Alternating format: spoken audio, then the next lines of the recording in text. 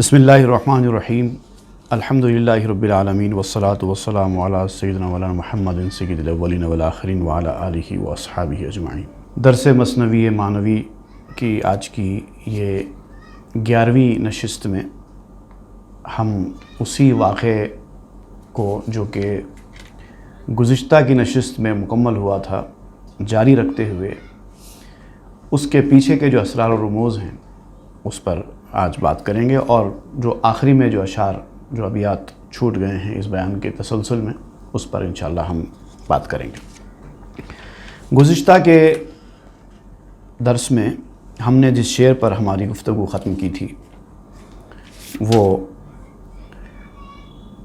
हम चो इस्माइल पेशश सर बिना शादो खंदा पेश तेगश जाबिदा। मैं एक बार इसकी तशरीह करने से पहले याद दिला दूँ कि जो वाक़या था जिसमें सुनार को बहुत ही हिकमत वाले तरीक़े से आहिस्ता आहिस्ता करके मार दिया गया, और उसके मारने के बाद वो कनीज़ की सेहत होनी शुरू हो गई। अब वो कनीज़ बादशाह को मिल गई सेहतयाब होकर। तो इसमें जो खुदाई तबीब था उसका जो इक़दाम था एक जान लेने का, उस पर चूँकि सुनने वाले को ये शुबा हो सकता था कि आखिर किसी की जान लेना कब जायज़ है, तो उस पर मौलाना रूम तशरीफ़ फरमाते हुए ये कहते हैं कि उस आदमी का उस तबीब के हाथ से, यानी उस सुनार का उस तबीब के हाथ से हलाक हो जाना किसी उम्मीद की बिना पर नहीं था और ना किसी खौफ की बिना पर था। उस बादशाह की खातिर उसको खुश करने के लिए, उससे कुछ इनाम और इकराम हासिल करने के लिए उस सुनार को क़त्ल नहीं किया गया, बल्कि जब तक कि अल्लाह की तरफ से हुक्म नहीं आया, इल्हाम नहीं हुआ, तब तक ये इक़दाम नहीं किया गया। और ये मिसाल देते हैं जैसे कि कुरान मजीद में सूरह कहफ़ में ख़िज़र अलैहिस्सलाम का क़िस्सा भी बयान किया गया है कि ख़िज़र अलैहिस्सलाम ने इस तरह एक बच्चे का गला काट दिया था खुदाई हुक्म पर।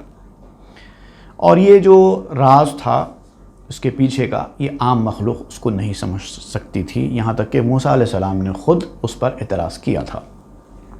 बाद में बताया गया कि ये अल्लाह ताला की जानिब से ख़ास हुक्म है जो ख़िज़र अलैहिस्सलाम उसको पूरा कर रहे थे।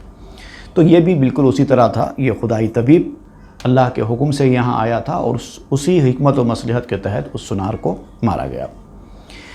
और मौलाना रूम आगे बयान करते हैं कि जो अल्लाह की जानिब से वही और ख़िताब पाता है, जो इस मर्तबे पर फ़ायज़ होता है कि उसको अल्लाह की जानिब से अहकाम मिलते हैं, तो वो जो कुछ कहता है, जो कुछ करता है वो दुरुस्त होता है, क्योंकि अल्लाह का जो फ़ैसला है वो बिल्कुल दुरुस्त फ़ैसला होता है, क्योंकि जान उसी ने दी है तो जान लेने का हक़ भी उसी को है। जो जान अता करता है अगर क़त्ल भी करे तो जायज़ भी होता है।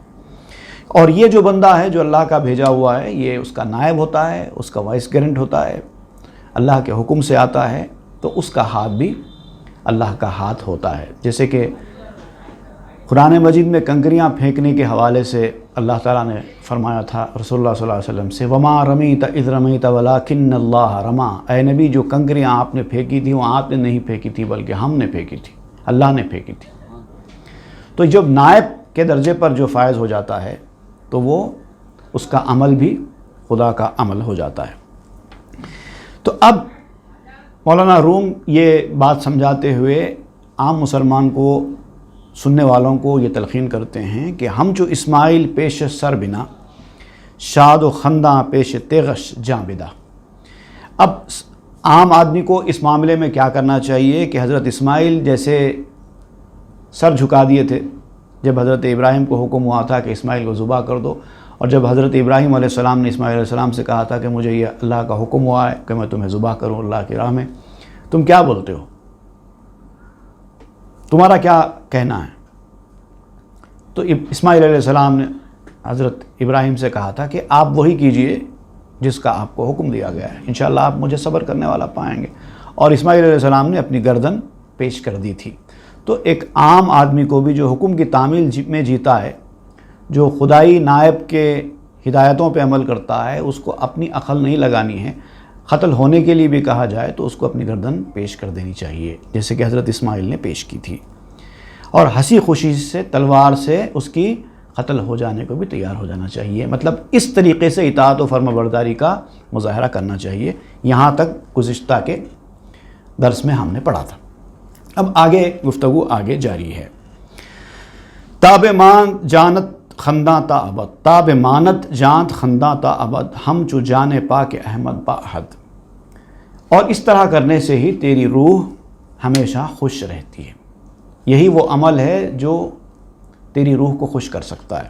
جس طرح کہ احمد احد کے ساتھ، یعنی جس طرح کہ احمد مجتبیٰ صلی اللہ علیہ وسلم کی روح اللہ پاک کے ساتھ خوش ہے، وہ ربط اور وہ تعلق ہونا چاہیے کہ جو حکم ملے اس کو پورا کرے.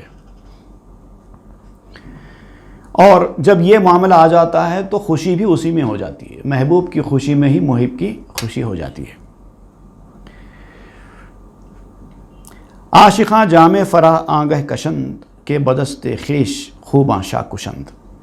اور عاشق لوگ اسی وقت خوشی کا جام پیتے ہیں، خوشی کی شراب پیتے ہیں جب معشوق ان کو اپنے ہاتھ سے قتل کرتے ہیں. مطلب وہ اپنے محبوب کے ہاتھ سے قتل بھی ہو جائے تو اس کو اس میں اتنا مزہ آتا ہے کہ وہ خوشی سے اس شراب کو اپنے منہ سے لگا لیتے ہیں، جان دے دیتے ہیں. شاہ آنکھوں از پہ شہوت نہ کرت، تو رہا کن بدگمانی و نبرت. اب یہاں پر حکم سننے والوں کو یہ مولانا علوم دے رہے ہیں کہ جو خون بادشاہ نے اس سنار کا کروایا تھا وہ اپنی خواہش یا اپنی شہوت یا اپنے مقصد کے لیے نہیں تھا، بلکہ اس معاملے میں تم کو بدگمانی سے بچنا چاہیے اور اس معاملے میں جھگڑا نہیں کرنا چاہیے. جو بادشاہ تھا وہ بادشاہ بھی کوئی معمولی بادشاہ نہیں تھا، وہ اللہ کا بندہ تھا، خاص بندہ تھا، اور اللہ کے اشارے پر ہی اس نے اس طبیب کو، خدائی طبیب کو بلایا ہے. یہ سارا معاملہ باطنی معاملات ہیں. ظاہری لوگوں کو، ظاہر دیکھنے والے لوگوں کو، اہل ظاہر کو اس معاملے میں کچھ نہیں بولنا چاہیے. تو گما کر دی کہ کر دالودگی، در صفا غشق کے حلت پالودگی. تو نے یہ گمان کیا کہ وہ اپنی خواہش نفسانی کی وجہ سے ایسا کیا. تم یہ سمجھتے ہو کہ اس نے، بادشاہ نے، وہ کنیز کی محبت میں سنار کو قتل کروایا. نفس کی خواہش اس میں شامل تھی، اسی لیے اس نے ایسا کروایا. در صفا غشق حلت پالودگی. لیکن صفائی کے کام میں صفائی جو ہے کھوٹ کو چھوڑتی نہیں ہے. جب صفائی کی جاتی ہے تو کھوٹ، خرابی، نقص چھوٹتا ہی نہیں ہے. اسی کو تو صفائی کہتے ہیں. یہ جو ہے فارسی لفظ حلت اصل بنا ہے حلیدن سے. حلیدن ایک مصدر ہے، اس کا جو ہے اس کو حاصل مصدر کہتے ہیں. حلت، کہ حلت کب چھوڑتا ہے. غش، در صفا غش کہ حلت. غش کہتے ہیں کھوٹ. کھوٹ کو کب چھوڑتا ہے؟ تو جب صفائی ہوتی ہے تو پوری خرابیاں، نقص اور جتنی اس کی جو ہے گندگیاں ہوتی ہیں وہ صاف ہو جاتی ہیں. اسی کو تو صفائی کہتے ہیں. تو یہ کام صفائی کے لیے کیا جا رہا سو کام ہے، تو اس کے اندر غلطی کہاں سے رہ سکتی ہے؟ بہر آنستی ریاضت میں جفا، تاب عارت کورا از نخرا جفا. یہ محنت اور مشقت تو ساری کی ساری اس لیے ہے کہ بھٹی چاندی سے میل کو نکال دے. ایک چیز کو، سونا چاندی کو جب بھٹی میں ڈالتے ہیں صاف کرنے کے لیے، تو وہ بھٹی جو سونے چاندی کو جلانے کا کام کرتی ہے، تو اصل میں سونے چاندی کو جلانا مقصد نہیں ہوتا، بلکہ اس کو میل کو نکال دینا مقصد ہوتا ہے. ایک خاص قسم کا میل ہوتا ہے جفا، جو سونے چاندی پر چڑھ جاتا ہے، تو اس کو نکالنے کے لیے سنار اس کو بھٹی میں ڈالتا ہے. تو یہ بھی وہی پروسیس ہوتا ہے. کبھی کبھار کسی چیز کو نکھارنے کے لیے، اس کو شائن کو بڑھانے کے لیے، اس کا میل کچیل دور کرنے کے لیے اس کو بھٹی میں ڈالا جاتا ہے. میں نے بھی ایک شعر میں اس کو بیان کیا تھا کہ خدا ہی جانے کہ مجھ کو بھٹی میں کیوں وہ آخر تپا رہے ہیں. خدا ہی جانے کہ مجھ کو بھٹی میں کیوں وہ آخر تپا رہے ہیں. پر اتنا تو جانتا ہوں مجھ کو وہ کچھ نہ کچھ تو بنا رہے ہیں. کچھ بنانے کے لیے ہی، میل کچیل صاف کرنے کے لیے ہی بھٹی میں ڈالا جاتا ہے. بہر آنست امتحان نیک و بد، تا بجوشت بر سرارت زرز بد۔ یہ کھوٹے اور کھرے کا امتحان اسی لیے تو ہے، امتحان ہوتا ہی اسی لیے ہے کہ دیکھا جائے کہ کون کس لیول کا ہے، ورنہ امتحان کا مطلب ہی کیا ہے؟ کون کس لیول کا ہے، کس کو کیا اسٹینڈرڈ ملنا چاہیے، کس کو کیا گریڈ ملنا چاہیے، کس کو کیا رینک ملنا چاہیے، کس کو کیا نمبر ملنے چاہیے، اسی کو چیک کرنے کے لیے تو امتحان ہوتا ہے۔ تا بجوشت بر سرارت زرز بد، تاکہ یہ جو بھٹی ہے یہ جوش میں آئے اور سونا کھرا ہو جائے، وہ میل اوپر سے اس کے نکل جائے، یہی تو مقصد ہوتا ہے۔ زبد کہتے ہیں جھاگ کو، اور یہ جو جھاگ نکل جاتا ہے تو سونا نکھر کے چمکنے لگتا ہے۔ تو اسی طرح انسانی جو رذائل ہیں، جو انسانی خرابیاں ہیں، جو گندگیاں ہیں، وہ بھی اس طرح سے بھٹی میں پکنے سے دور ہوتی ہیں۔ ریاضت کی بھٹی، جہاد کی بھٹی، امتحانات کی بھٹی جب اس میں جاتے ہیں تب وہ نکھر کے انسان ابھرتا ہے۔ بگذر الظن خطا اے بدگماں، ان بعض الظن اسم رابخاں۔ اے بدگمانی رکھنے والے، غلط سوچ اپنے اندر پیدا کرنے والے، اس غلط سوچ کو اپنے ذہن سے نکال دے، چھوڑ دے۔ قرآن مجید میں جو حکم آیا ہے ان بعض الظن اسم، بے شک بعض بدگمانیاں بھی گناہ ہیں، اس کو پڑھا کرو۔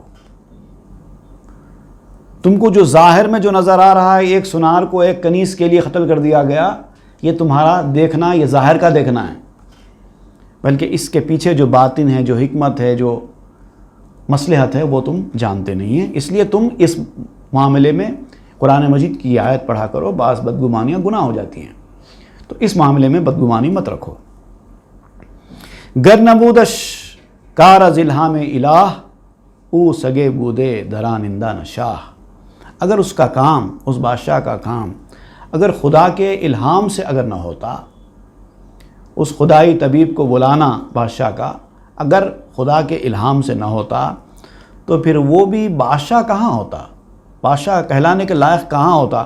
وہ تو پھاڑ کھانے والا کتا ہوتا، جو اپنے پیٹ بھرنے کے لیے، اپنے مقصد کے لیے کسی کا قتل کر دیتا ہے، کسی کی جان لے لیتا ہے، حالانکہ وہ بادشاہ ہے اور کوئی معمولی نہیں ہے، خدا کے الہام پر حرکت کرنے والا ہے۔ پاک بود از شہوت و حرص و ہوا، وہ بادشاہ خواہش، حرص، ہوس، ان تمام چیزوں سے پاک تھا، عام بادشاہوں کی طرح بادشاہ نہیں تھا۔ پاک بود از شہوت و حرص و ہوا، نیک کرد او لیک نیک بدنما، اس نے جو کیا اچھا کیا، سنار کا جو قتل کروایا وہ اس نے اچھا کیا، لیکن اچھا ریل میں اچھا تھا، دکھنے میں برا تھا۔ ایک اچھا ایسا جو ظاہر میں برا ہو۔ نیک بدنما، برا نظر آنے والا نیک کام۔ دیکھیے بعض ایسے کام ہوتے ہیں جو اچھے نظر آنے والے برے کام ہوتے ہیں کہ نہیں ہوتے ہیں؟ بہت سارے ایسے برے کام ہوتے ہیں جو اچھے نظر آتے ہیں، جیسے کہ مسجد بنا دی، جیسے کہ کسی کی مدد کر دی، یہ اچھے کام ہیں بظاہر، لیکن اگر اس میں ریاکاری کا عمل دخل ہو، دکھاوا ہو، یا اپنی شان شوکت حاصل کرنا یا اپنا نام حاصل کرنا مقصد ہو، تو بظاہر اچھا ہے لیکن حقیقت میں برا کام ہو جاتا ہے۔ اسی طرح بعض عمل ایسے ہوتے ہیں جو دکھنے میں برے ہوتے ہیں لیکن اصل میں اچھے ہوتے ہیں، اس کے پیچھے جو راز ہوتا ہے وہ اچھا ہوتا ہے۔ کام اگرچہ کہ برا ہوتا ہے نظر آنے میں، لیکن اس کے پیچھے کی جو حکمت رہتی ہے وہ اچھی ہوتی ہے۔ گر خضر در بحر کشتی را شکست، صد درستی در شکست خضر ہست۔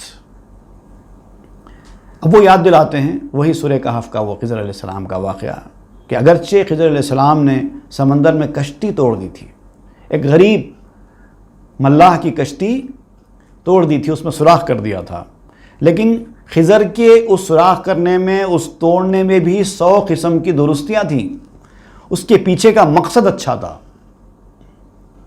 تو کبھی کبھار دکھنے میں برا کام اس کے پیچھے 100 اچھے کاموں کو چھپا ہوا رکھتا ہے۔ وہم موسیٰ باہما نور و ہنر، شد ازاں محجوب تو بے پر مپر. فرماتے ہیں کہ موسیٰ علیہ السلام جو اس وقت خضر علیہ السلام کے ساتھ تھے اور انہوں نے اس خضر علیہ السلام کے اس اقدام پر اعتراض کیا تھا، حالانکہ موسیٰ نور والے ہیں، نور نبوت، نبی ہیں، نور نبوت ان کے پاس ہے اور تمام ہنر ان کے پاس ہے. اتنی بڑی شخصیت جن کی اللہ تعالیٰ نے قرآن مجید میں کئی بار تعریف فرمائی اور ان کا کئی بار تذکرہ کیا، ایسے بڑے جلیل القدر نبی، با ہما نور و ہنر، تمام نور اور ہنر والے تھے موسیٰ علیہ السلام، لیکن ان کا خیال بھی اس مقام پہ آگے غلط ہوا. شد ازاں محجوب، ان کو یہ راز پتہ نہیں تھا کہ اس کے پیچھے کا جو راز ہے وہ پتہ نہیں چل سکا تھا. تو بے پر مپر، اور تو بے پر ہے، کدھر موسیٰ علیہ السلام سے اپنا مقابلہ کرے گا؟ تو کچھ بھی نہیں ہے. تب جو پر والا ہے وہ نہیں اڑ سکا تو تم تو بے پر ہو، تم اڑنے کی کوشش کہاں کر رہے ہو؟ تم اپنا منہ مت کرو، خاموش پر بیٹھو. گلے سرخست تو خونش مخاں، مست اخلص و تو مجنونش مداں. گلے سرخست، وہ ایک لال پھول ہے. تو خونش مخاں، تو اس کو خون مت کہہ. جیسے کوئی ریڈ روز ہوتا ہے نا، اس کی لالی کو دیکھ کر کوئی خون تو نہیں بول دیتا، حالانکہ اس کا رنگ بھی خون کے رنگ کی طرح ہے. کوئی یہ نہ کہہ دے کہ اس پھول کو کسی نے خون سے رنگ دیا ہے، حالانکہ خون نہیں ہے وہ. تو اس کو خون مت کہو. مست اخلص تو مجنونش مداں، اور جو عقل سے مست ہو گیا ہے، جو مستی کے عالم میں چلا گیا ہے، تو ظاہر بات ہے جب مستی شدت کی ہوتی ہے تو انسان کی عقل کام نہیں کرتی. تو جو مستی کے اس کیفیت میں چلا جائے کہ اس کی عقل کام نہ کرتی ہو تو اس کو دیوانہ مت سمجھ لیا کرو. ضروری نہیں ہے کہ جو مست ہو وہ دیوانہ بھی ہو، مستی عارضی ہوتی ہے، یا پھر وہ ایک مستی الگ مستی ہوتی ہے، اس کو دیوانہ نہیں کہا جا سکتا. گر بدے خونے مسلماں کام او، بودے، یہ فارسی ورڈ ہے بودے، اس کو ضرورت شعری کے تحت واو گرا کر بودے استعمال کیا گیا. گر بدے خونے مسلماں کام او، کافرم گر بردم من نام او. اگر مسلمان کا خون بہانا ہی اس کا مقصد ہوتا، اب مولانا روم یہ بات ایک دلیل کے طور پر بتا رہے ہیں کہ اگر وہ واقعی برا کام کرتا، ایک مسلمان کا خون بہاتا ایک کنیز کی خاطر، اگر اتنا بڑا گناہ اس نے کیا ہوتا، کافرم گر بردم من نام او، اگر میں اس کا نام بھی لیتا یا اس کا تذکرہ کر کے اپنی مثنوی میں اس کا واقعہ بیان کرتا تو میں تو کافر ہو جاتا. اتنے بڑے گناہ گار کا واقعہ بیان کرنا، اس کا نام لینا، اس کا ذکر کرنا، اس کی تعریف بیان کرنا، ایسا کرنا تو کافر ہی ہو جاتی، میں خود کافر ہو جاتا. نی بلرزت عرش از مدح شقی، کیونکہ جو شقی ہوتا ہے، جو بدماش ہوتا ہے، جو اس طرح سے کھلم کھلا گناہ کرنے والا ہوتا ہے، شریعت کے خلاف عمل کرنے والا ہوتا ہے، بدنصیب، سعادت سے محروم، اس آدمی کی تعریف کرنے سے عرش، اللہ تعالیٰ کا عرش ہل جاتا ہے. ویسے لوگوں کی خاتلین کی کبھی تعریف نہیں کی جاتی. نی بلرزت عرش از مدح شقی، بدگماں گردد ز مدحش متقی. اور اس طرح کے لوگوں کی تعریف متقی پرہیزگار لوگوں کو بدگماں کر دیتی ہے، وہ لوگ آپ سے دور ہو جاتے ہیں. برے آدمی کی تعریف آپ کریں گے تو اچھے لوگ آپ سے خود بخود دور ہو جائیں گے، بدگماں ہو جائیں گے آپ سے بھی. شاہ بود و شاہ بس آگاہ بود، خاص بود و خاص ہے اللہ بود. یہ شعر جو ہے میں اکثر استعمال کرتا ہوں ہمارے جو خانقاہ کے جو بانی ہیں حضرت شاہ، ان کی تعریف میں. حالانکہ یہ اس مثنوی میں اس بادشاہ کی بارے میں یہ شعر آیا ہے، لیکن میں اس کو تھوڑا سا ترمیم کے بعد حضرت شاہ کی تعریف میں بیان کرتا ہوں. یہ شعر یہ ہے کہ شاہ بود و شاہ بس آگاہ بود، خاص بود و خاص اللہ بود. اس کا مطلب یہ ہے کہ وہ بادشاہ تھا اور بہت باخبر بادشاہ تھا، اس کو معلوم تھا کہ وہ کیا کر رہا ہے. وہ خاص تھا اللہ کا اور اللہ کا مخصوص بندہ تھا، خصوصی بندہ تھا وہ بادشاہ. تو میں اس کو تھوڑی سی ترمیم کے ساتھ، بالکل تھوڑی سی ترمیم کے ساتھ ہمارے حضرت شاہ رحمۃ اللہ علیہ کی شان میں یہ شعر پڑھتا ہوں.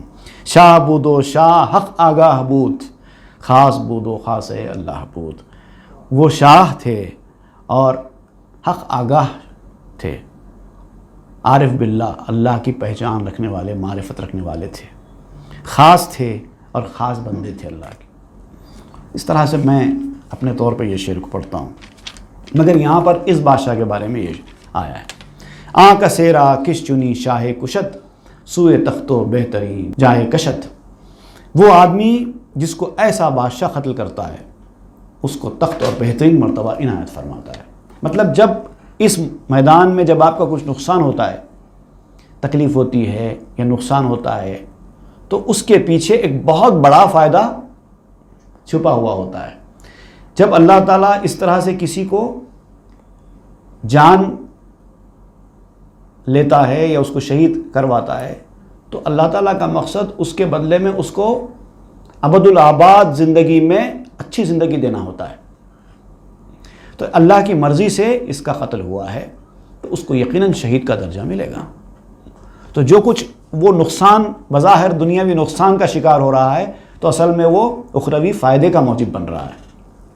نیم جا بستان دو سجاں دہت، آنچ در وہمت نیا بد آں دہت. نیم جاں بستان دو سجاں دہت، آنچ در وہمت نیا بد آں دہت. وہ آدھی جان لیتا ہے تو 100 جانیں دیتا ہے.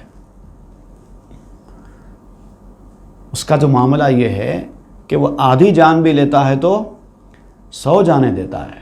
اب یہ پوری جان لے رہا ہے تو ذرا سوچو کیا کیا دے گا. بلکہ اتنا دیتا ہے کہ جو تیرے خیال میں بھی نہیں آ سکتا. جب وہ کسی کی جان لیتا ہے اس کی راہ میں، جیسا کہا گیا شہید کو اللہ کی راہ میں جو مارا جائے اس کو مردہ تک مت کہو، اسی لیے تو کہا گیا. او اللہ نے اس کی جان لی ہے، اس کو شہادت کا درجہ دیا ہے تو ظاہر بات ہے اس کا پھل بھی بہت زیادہ دے گا. آنچ در وہمت نہایت آں دہت. جو کہ تمہارے وہم و گمان میں بھی نہیں آئے گا وہ ملے گا، اس سے زیادہ ملے گا. قہر قاسے از برائے لطف عام، عام مہربانی کے لیے کسی خاص پر قہر کو شریعت بھی جائز کرتی ہے. اب شریعت اعتبار سے اگر آپ دیکھیں کہ بھئی شریعت کے اعتبار سے تو یہ اقدام جائز نہیں ہیں، تو یہاں پر یہ دیا جا رہا ہے کہ جب 10-20 لوگوں کی جان کا معاملہ آ جاتا ہے یا عمومی حیثیت سے معاشرے کی بہتری کا معاملہ آتا ہے تو ایسے معاملے میں ایک آدھ جان کی اہمیت نہیں ہوتی. جیسے کہ چور اچکے قاتلین وغیرہ کو عدالت قتل کی سزا سناتی ہے تو کیسا قتل کی سزا سنا رہی ہے؟ اس لیے کہ اس کے ایک قتل ہونے سے معاشرے میں سکون آتا ہے. تو ایک جان کی کئی جانوں کے سامنے ویلیو نہیں ہوتی. شریعت بھی اس کو جائز قرار دیتی ہے عام مہربانی کے لیے، جنرل فائدے کے لیے، کامن بینیفٹ کے لیے.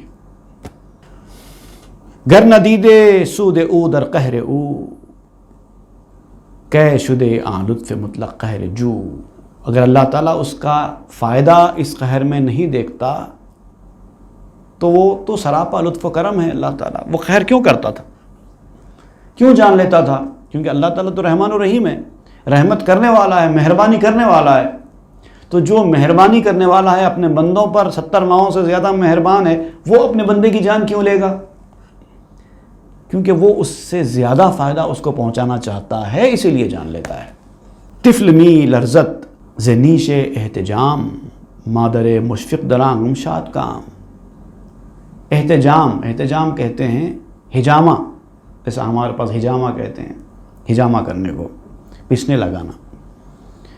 طفل می لرزت، اگر کسی بچے کو لے جا کے ہجامہ کرانے کے لیے بیٹھا دو، جیسے وہ کسی کو ہجامہ کرتے ہوئے دیکھتا ہے، اس کی اسکن کو کپ میں کھینچا جا رہا ہے، پھر وہ خون جمع ہو رہا ہے، پھر اس میں سوراخ مار کے اس کے خون کو نکالا جا رہا ہے، بچہ تو خوف کے مارے چیخنے چلانے لگے گا. اگر بچے کو ہجامے کی ضرورت پڑ گئی اور اس کی ماں اس کو لے کر ہجامہ کرنے والوں کے پاس لے کے گئی اور اس کو ہجامے کا کپ لگایا گیا اور وہ تو چیخا چلائے گا. بڑا آدمی پھر بھی خاموش بیٹھا رہتا ہے، چھوٹا بچہ تو چلاتا ہے. تو جیسے بچہ ہجامہ کرنے سے تکلیف ہوتی ہے تو لرزتا ہے، تکلیف پر روتا ہے، لیکن اس کی مہربان ماں، اس کو چاہنے والی ماں اس کے سامنے بیٹھتی ہے، لیکن وہ پریشان نہیں ہوتی، بلکہ وہ تو خوش ہوتی ہے، چلو میرے بچے کا علاج ہو رہا ہے۔ ادھر بچے کو تکلیف ہو رہی ہے، بچہ رو رہا ہے، مگر ماں کو کوئی تکلیف نہیں ہو رہی ہے، حالانکہ اس کی تکلیف سے اس کو تکلیف ہونا چاہیے، لیکن نہیں ہو رہی ہے، کیونکہ وہ جانتی ہے کہ میں بچے کے لیے اچھا کر رہی ہوں جو کر رہی ہوں۔ بچے کی عقل چونکہ ابھی پختہ نہیں ہے، اس لیے وہ سمجھتا ہے کہ میرے اوپر ظلم ہو رہا ہے، حالانکہ یہ ظلم نہیں ہے، بلکہ اس کی بیماری کو دور کیا جا رہا ہے۔ یہ مثال دے رہے ہیں، تو قیاس از خیش میں گیری ولیک، دور دور افتاد ہے بنگر تو نیک، تو اپنے اوپر قیاس کرتا ہے ہر چیز کو، ہر فیصلے کو تو اپنے اوپر قیاس کرتا ہے، لیکن غور کر تو حقیقت سے بھی دور جا چکا ہے، تجھے نہیں پتا جو ریئلٹی ہے، جو ریئلٹی آف لائف ہے وہ تجھے نہیں پتا، تو جو نظر آ رہا ہے اسی کے اوپر اپنی زبان کھول رہا ہے، تو میٹیریلسٹک ورلڈ میں ہے، اسپریچول ورلڈ کے بارے میں تجھے کچھ نہیں پتا۔ اگر تجھے کچھ نہیں پتا ہے اور تو جینا چاہتا ہے اسی مادی دنیا میں، تو پھر روحانی دنیا کے بارے میں کچھ بول بھی نہیں، منہ بند کر اور خاموش رہے اپنی جگہ۔ پیشتر آ تاب گویم قصہ بو کے یابی از بیانم حصہ۔ اب آپ مولانا روم فرماتے ہیں کہ یہ ساری باتیں میں نے بیان کر دی، اگر یہ بھی اب بھی تجھے سمجھ میں نہیں آیا ہے تو آ میرے قریب آ، میں تجھے ایک اور قصہ سناتا ہوں، ہو سکتا ہے کہ اس قصے کے بعد میں جو کہنا چاہتا ہوں وہ تجھے سمجھ میں آئے، میرے بیان سے تجھے کچھ حصہ مل جائے۔ جو پوائنٹ میں نے یہاں پر ریز کیا ہے، جو بات میں تجھے سمجھانا چاہتا ہوں، اگر اب بھی تیری سمجھ میں نہیں آیا ہے تو میں تجھے ایک اور قصہ سناتا ہوں۔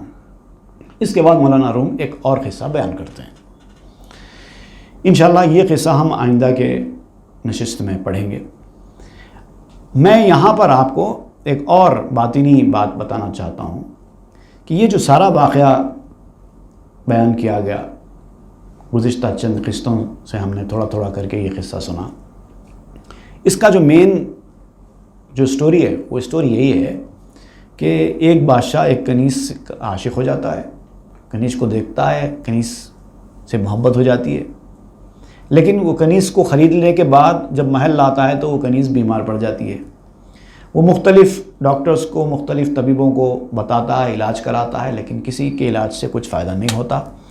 پھر جو اللہ کی بارگاہ میں سر جھکاتا، دعا کرتا ہے، تو اللہ تعالیٰ اس کو رہنمائی کرتے ہیں کہ فلاں طبیب ہے، اس کے پاس جاؤ، وہ تمہارا علاج کرے گا۔ پھر وہ طبیب کو اللہ تعالیٰ بھیجتے ہیں اس کے پاس، وہ طبیب آتا ہے، وہ آ کے کہتا ہے کہ میں پہلے اس کا جائزہ لوں گا، اس کنیز کا، اس سے کچھ سوالات کروں گا۔ میں بہت مختصر الفاظ میں یہ واقعہ یاد دلا رہا ہوں آپ کو، کیونکہ آپ اس سے پہلے سن چکے ہیں۔ مختلف سوالات کرتا ہے اور سوالات کے دوران اس کو پتہ چلتا ہے کہ یہ کنیز کی بیماری اصل میں کیا ہے۔ اب تک سارے طبیب علاج کرتے رہے، اس کو کوئی فائدہ نہیں ہوا، لیکن اس کا مرض کیا ہے؟ اس کا مرض یہ ہے کہ فلاں مقام پہ ایک سنار رہتا ہے، وہ سنار سے اس کو عشق ہو گیا ہے، تو جب تک وہ سنار کو ملے گی نہیں تب تک اس کی یہ بیماری دور ہوگی نہیں۔ چنانچہ انعامات کا لالچ دے کر بادشاہ کو بول کے وہ طبیب اس سنار کو محل میں بلاتا ہے، سنار کے ساتھ اس کی شادی کر دی جاتی ہے، وہ کچھ وقت سنار کے ساتھ رہتی ہے، اس کے بعد آہستہ آہستہ صحت یاب ہو جاتی ہے۔ لیکن چونکہ وہ کنیز تو بادشاہ نے خریدی تھی، اب تو بادشاہ کو ملنی چاہیے تھی، اب اس کی بیماری دور کرنے کے لیے اس کو اس سنار کے حوالے کیا گیا تھا۔ لیکن پھر کیا کرتے ہیں کہ کچھ جب وہ صحت یاب ہو جاتی ہے تو اس کے بعد چونکہ اس کو اس سنار سے محبت تھی، عشق تھا، وہ محبت عشق کو کم کرنے کے لیے اب سنار کو دوائیں کھلائی جاتی ہیں کہ جس سے اس کا حسن، اس کا اٹریکشن، اس کی جو خوبصورتی ہے وہ خراب ہونے لگتی ہے، آہستہ آہستہ آہستہ آہستہ۔ جیسے جیسے اس کی خوبصورتی خراب ہونے لگتی ہے، وہ پتلا ہونے لگتا ہے، بیمار ہونے لگتا ہے، تو اس کی محبت آہستہ آہستہ کم ہونے لگتی ہے، اور جب پوری محبت اس کی کم ہو جاتی ہے تو پھر وہ سنار کو مار دیا جاتا ہے تاکہ بادشاہ کو پھر یہ کنیز مل جائے۔ یہ پوری کہانی ہے جس کا اختصار یہ تھا۔ یہاں پر اس کی وضاحت مولانا روم نے کی کہ وہ مارنا کیا ہے، اس کے پیچھے کیا ہے وغیرہ. لیکن ایک بڑی اہم بات یہاں پر بھی ہے، یہ سارا واقعہ بظاہر تو ایک سٹوری ہے، لیکن اس کے پیچھے ایک اور بھی حکمت ہے، ایک اور بھی راز ہے. وہ کیا راز ہے؟ یہاں پر جو کیریکٹرز ہیں، 4 مین کیریکٹرز ہیں. ایک ہے کنیز، ایک ہے بادشاہ، ایک ہے سنار اور ایک ہے طبیب. یہ 4 مین کیریکٹرز ہیں اس واقعے کے. تو یہ 4 جو مین کیریکٹرز ہیں، یہ چاروں اصل میں یہ کیریکٹرز نہیں ہیں. بادشاہ سے مراد آدمی ہیں، آپ ہیں بادشاہ سے مراد. سنار سے مراد، کنیز سے مراد انسان کا نفس ہے، آپ کا نفس، جو کہ سنار کا شیدائی ہے، سنار کا چاہنے والا ہے، اور وہ سنار ہے دنیاوی خواہشات. آپ کا نفس دنیاوی خواہشات کا دیوانہ ہو گیا ہے، اور آپ چاہتے ہیں کہ دنیاوی خواہشات آپ کے نفس کو مل جائیں. تو اب کیا کرتے ہیں؟ آپ کو سمجھ میں نہیں آ رہا. پہلے آپ جو کرنا ہے وہ کرتے ہیں اپنے طور پہ، لیکن سارے دنیاوی لوگوں سے الجھتے ہیں. یہ ڈاکٹر کے پاس جاتے ہیں، وہ ڈاکٹر، کسی کو نہیں پتا بیماری کیا ہے، پریشانی کیا ہے. آخر میں آپ تھک کے اللہ تعالیٰ کی مدد حاصل کرتے ہیں.